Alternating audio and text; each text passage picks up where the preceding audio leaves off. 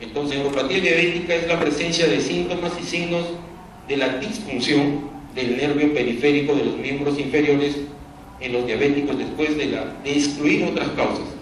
Este término es fundamental, porque si yo no excluyo las otras causas, yo podría dar un diagnóstico fallido. Por ejemplo, hay síndrome del túnel de tarso que se puede confundir con una neuropatía periférica diabética. Entonces hay que tener mucho cuidado. Que puede ser estar asociado, sí, pero hay que diferenciar uno del otro. Segundo, el tema de la fisiopatología, nuevamente, la glicemia. Ese es un tema que los endocrinólogos o los médicos internistas deberían aquí tener como punto clave. Si yo no controlo la glicemia, pues el problema arterial y vascular, y nervioso va a estar alterado desde el punto de vista de la fisiopatología. Es ahí que la clave de este control debe ser bien hecho. Segundo tema, resistencia a la insulina, que va a producir una lesión de una alteración tanto de la función como de la anatomía del nervio. Y se lo digo esto porque ya se puede en este momento medir el tamaño y el grosor del nervio. Se lo puede hacer de manera, digamos, con una especificidad de sensibilidad de más de 50, llegando hasta 80. ¿Con qué? Con el ecógrafo. Nuevamente, instrumento fundamental que es operador dependiente, lamentablemente, y que está al alcance de todos. La función del nervio es un poquito más compleja de poder medirla.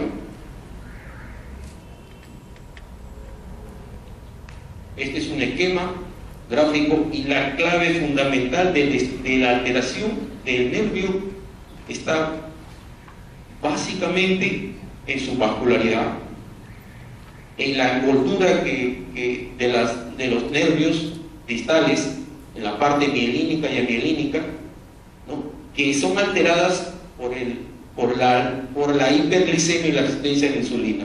Esto lleva a una alteración o disminución de la función del nervio, a una alteración de la morfología. ¿Qué es lo que hace? Se aumenta el tamaño, se hipertrofia. Y también algunos anticuerpos neuronales. Por supuesto que hay muchas más hipótesis. Esta es un esquema, digamos, didáctico nada más de esto. Esto nos lleva a una neuropatía diabética que ya sea en sus dos manifestaciones más importantes, un pie neuropático doloroso o insensible. La evaluación. Para su diagnóstico se utilizan criterios clínicos y test neurofisiológicos. Estos últimos no son tan precisos, pero ayudan a confirmar los síntomas.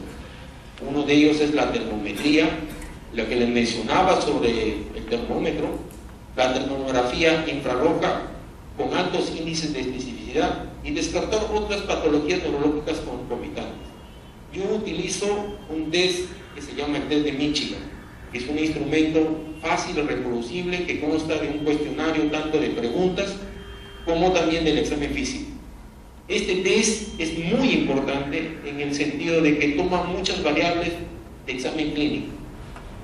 Sin embargo, ya la experiencia de las innumerables evaluaciones que he hecho a veces resulta un poco, digamos, imprecisa, en el sentido de que el paciente en las preguntas puede confundirse y esto pierde un poco de validez. La sintomatología de la neuropatía periférica diabética va desde dolor, que tiene características como quemazón, irritante, hormigueo, que se pueden exacerbar en la parte de la noche y asociada usualmente a depresión. La autonómica en trastornos como gastroparesia, incontinencia urinaria, sudoración alterada, disfunción eréctil, y la parte insensitiva también, que hay algunas alteraciones, como el caso de esto es una manifestación, una úlcera. Estos son algunos test que yo realizo de manera rutinaria y que son parte del test de Michigan. Uno de ellos es la utilización del monofilamento. Y ustedes se dan cuenta aquí que no es un monofilamento, es un cholo monofilamento, le llamo yo. Y la pregunta es, ¿pero cómo el doctor puede haber hecho eso? Eso está escrito, señores. Es una experiencia brasileña para abaratar costos. Se utiliza un nylon de pescar y puede hacer un sostener. Hay que, por supuesto, todo un proceso que es simple, es muy barato, ¿no? Y está comprobado y validado esto, por si acaso, por la Sociedad Endocrinológica Brasileña. O sea, no estamos hablando de algo que yo he inventado, esto ya está hecho. El otro es un componente que es el diapasón, que tiene que tener una especificación muy importante, tiene que ser de 128, que se utiliza en el hallux o en la zona más importante, en la parte ósea. La otra es el termómetro. Este es un termómetro Riester de uso que lo utilizan los pediatras para medir la temperatura del oído. Esto se utiliza, muy importante, fundamental.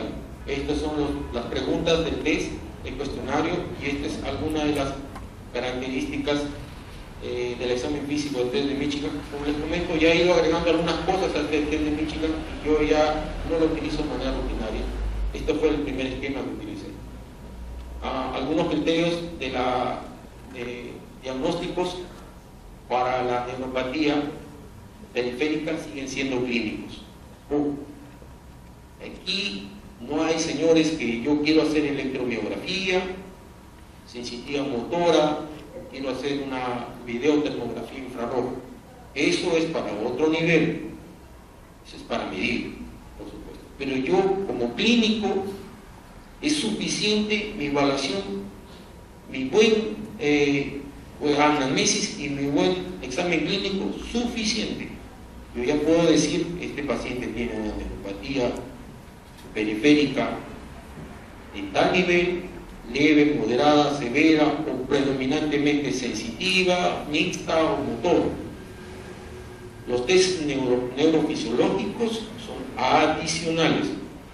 La clasificación, según sea fisiopatología, según sea lesión, sea general o focal, si es predominantemente sensitiva, motora o mixta, eso lo dejo al criterio de cada uno. Lo importante es decir, este paciente tiene neuropatía, eso es bastante. Y aquí algunos tipos de clasificaciones de la neuropatía. Los estadios es muy importante, esto sí es muy importante. En el estadio 0, donde no hay neuropatía, pues no hay síntomas, tampoco hay alteraciones de test cuantitativos. En los subclínicos, solo los test cuantitativos están alterados, muy difícil, porque tendríamos que hacerle, digamos, estudios a todo el mundo. Ese es uno de mis temas, justo utilizar la tomografía para llegar al subclínico. Y por supuesto el clínico evidente, cuando hay síntomas y hay alteraciones, es lo común que vemos. Entonces, y la tercera, que es la debilitante, que también lo he visto y es muy frecuente. Ya pacientes que vienen, que ya no pueden caminar, y no es básicamente porque se han alterado está asociado también el cuadro depresivo, la neuropatía que ya ha afectado la parte motora. En el tratamiento, la etapa evolutiva de esto es importante. O sea, uno hay que saber en qué estado se encuentra. Entonces, de acuerdo al estado, uno dice, aquí voy a hacer educación, aquí no, aquí voy a hacer un tratamiento, y este es un gran dolor de cabeza para muchos de ustedes, los clínicos. Yo no tanto, la verdad, porque yo más soy quirúrgico, entonces aquí yo trato de utilizar algunos medicamentos que tengo en el bagaje que utilizo comercial, y la verdad que como estoy tan metido en el tema, me he atrevido a utilizar algunos me van bien, otros mal. Hay, digamos, grandes problemas, pero hace un mes un visitador médico me llegó, era diabético, tenía una gran neuropatía, me dio unas muestras médicas y me habló de un producto, la capsaína. Les comento, yo esto lo veía utilizar rutinariamente a los diabetólogos. No estoy hablando de endocrinólogos, estoy hablando de diabetólogos en Europa.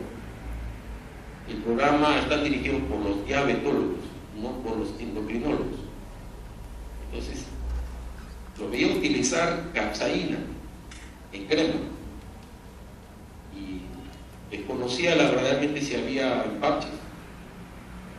Pero cuando vine para acá comencé a indicar y me di con la sorpresa que no existe. No existe en el mercado peruano capsaína. La capsaína es hecho de un componente del ají. Este paciente me comentó, mira, yo he ido a la China y he traído un producto y estoy utilizando. Fue una sorpresa. Me trajo unas muestras, lo probé con un paciente que tenía una neuropatía periférica dolorosa. Y la verdad que fue sorprendente. Yo lo tenía este paciente con pregabalina, y la pregabalina produce sueño, produce alteración un poco del humor. Tiene muchos, a pesar de que digan lo que digan, muchos, tiene muchos efectos colaterales. La gabapentina, por lo consiguiente, entonces le quitó en 5 o 6 días, le quitó el dolor y la molestia, que para mí era un dolor de cabeza el paciente. Entonces, en este momento estoy tratando de utilizar cada vez más, me he tratado de informarme. El parche que trae no tiene la dosis adecuada, tiene solo el 3%, lo ideal es el 8%. Esto ya es utilizado en Europa, sobre todo en los países asiáticos, donde hay mucho diabético, sobre todo Tailandia, Singapur, Malasia, China también, hay bastante paciente diabético.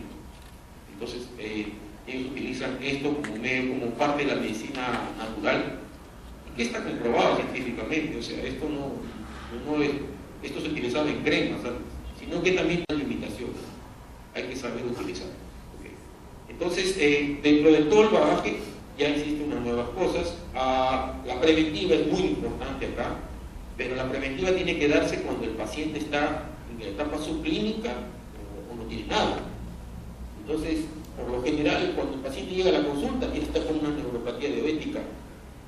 El tratamiento importante es el control de la glucosa, los estilos de vida, la alteración del estilo de vida, la vigilancia de sus pies, por supuesto, de sus zapatos. Este es otro mundo, las plantillas ortopédicas, esto. Les comento de esto porque también ya es un tema nuevo. Trujillo está innovando.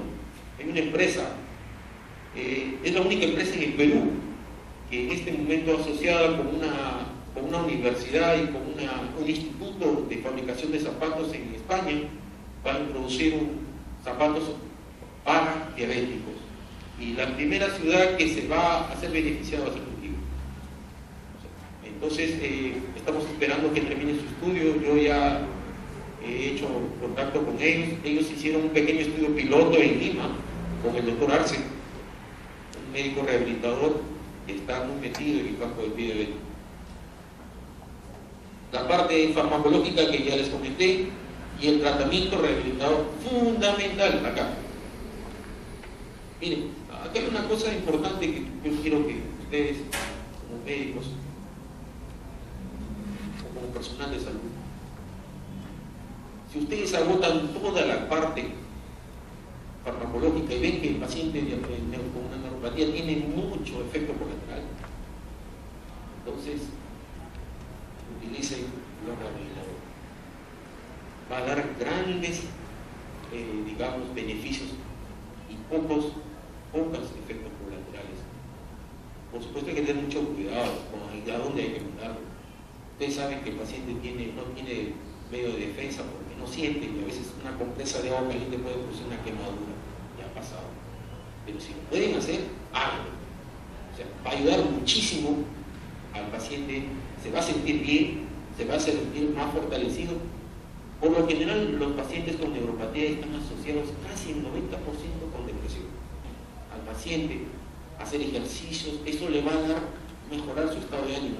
Frente a que le den un antidepresivo tricíclico, que por cierto puede mejorar, pero imagínense la interacción y todos los problemas de